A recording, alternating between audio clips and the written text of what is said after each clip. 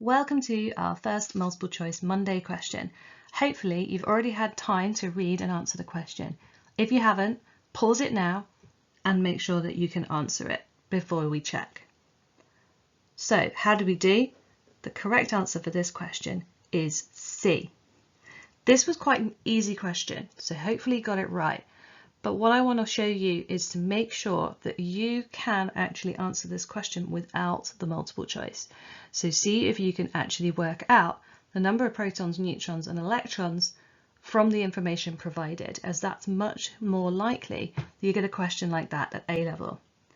So the way that I would do that, I would first work with the atomic number of the element. So the atomic number, looking at my periodic table of phosphorus, is 15. So I know straight away that there are 15 protons and this number cannot change, is completely fixed. So that definitely means, for example, that D is wrong.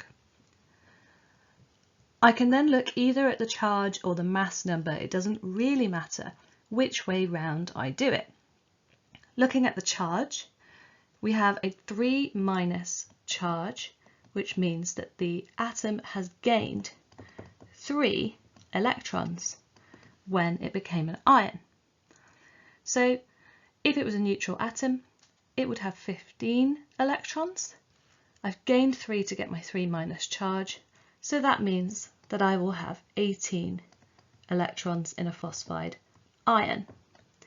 It's worth noting that in most of our common ions, the number of electrons is going to be 10 or 18, because in the first couple of rows of the periodic table, that corresponds to having a full outer shell. So either the electron arrangement would be 2-8 or 2-8-8. Not always, but usually.